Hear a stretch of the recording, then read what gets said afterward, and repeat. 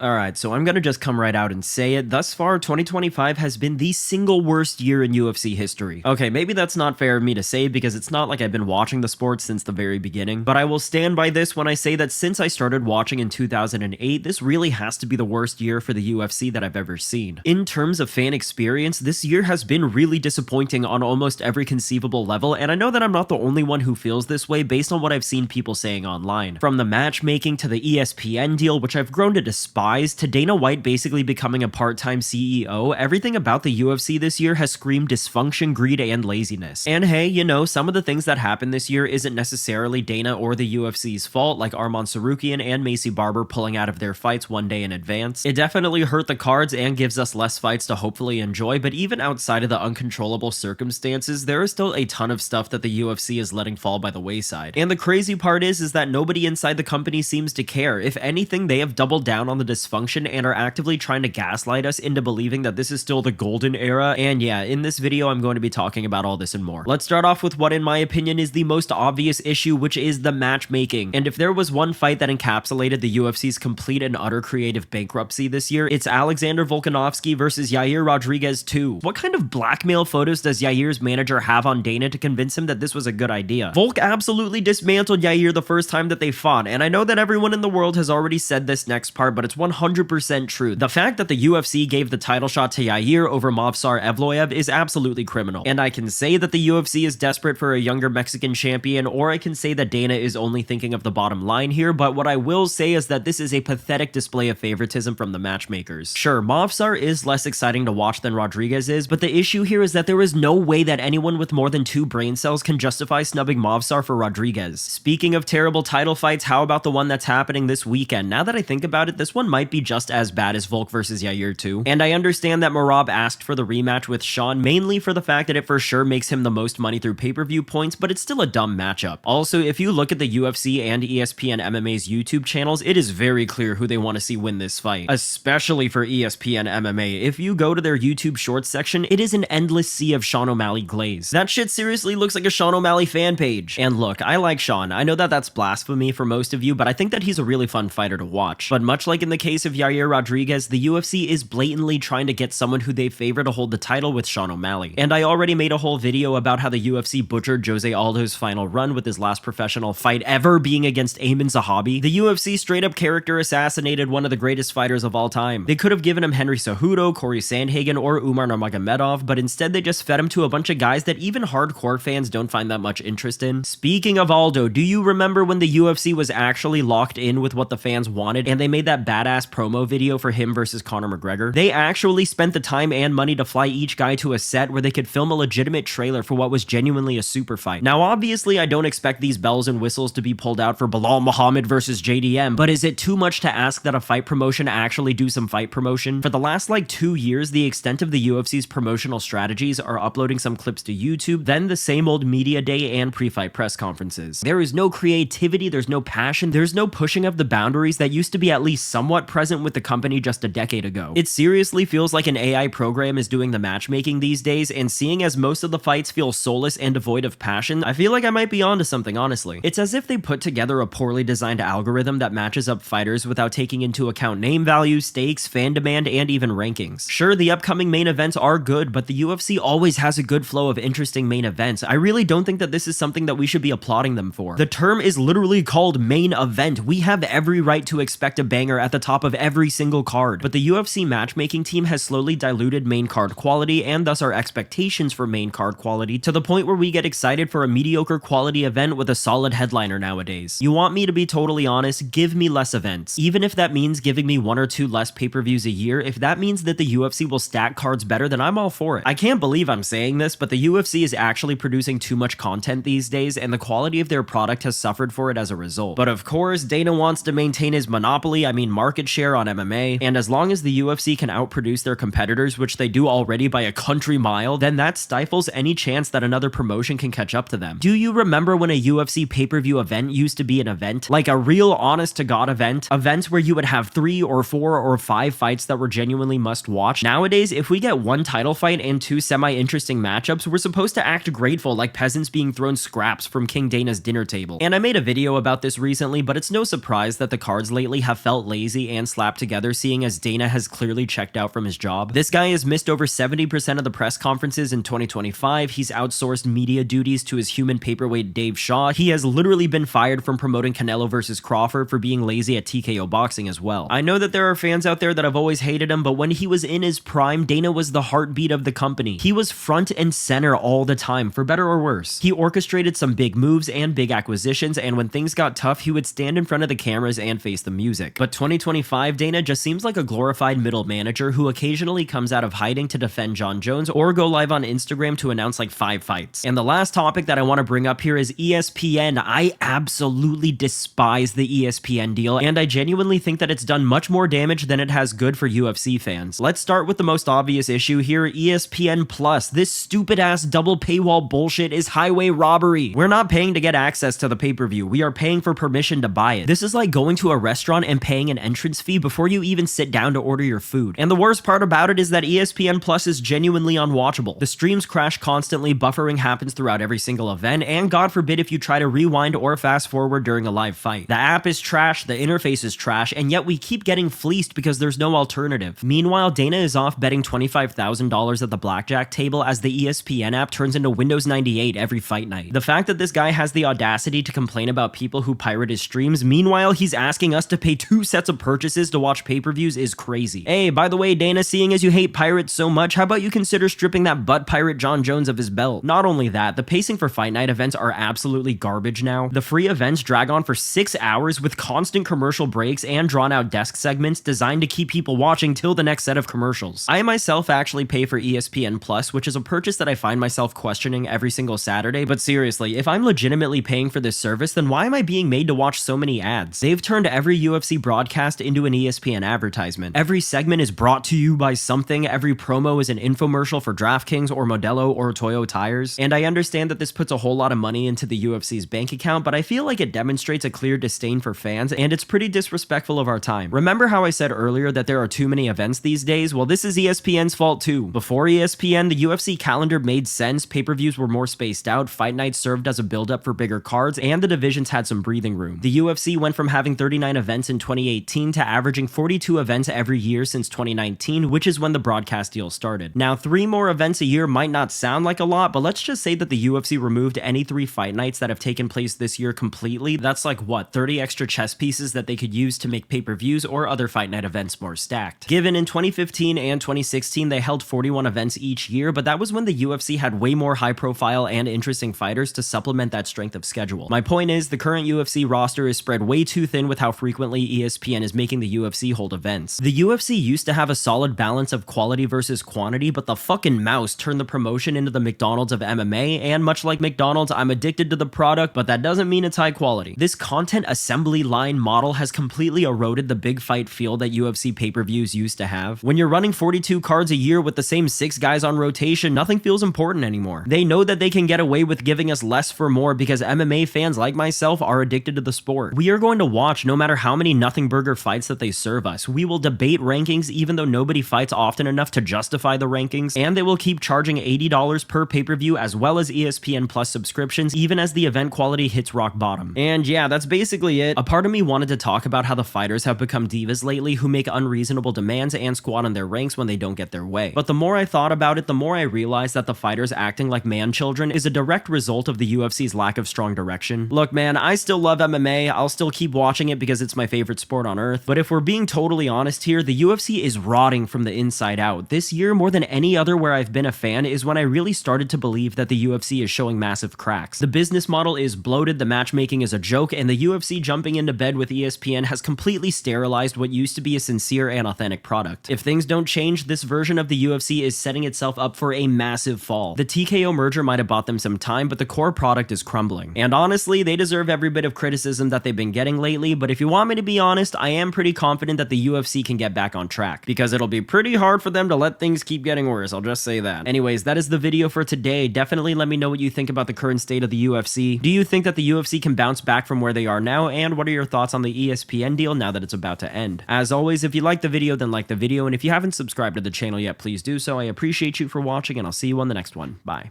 PT, do you subscribe to the wash stuff?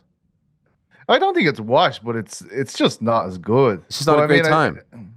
I think like we've done this before. I can remember when the fight night started to get diluted. Remember they used to put around that picture of Poirier and Alvarez, like headlining a fight night card or whatever it was, and all the big names that used to be on the fight night cards. Like it's happened before. I just think it's kind of compounded a lot of things because of these two massive fights not being made. Yeah. I think that's kind of kicked us in the dick a bit this year. And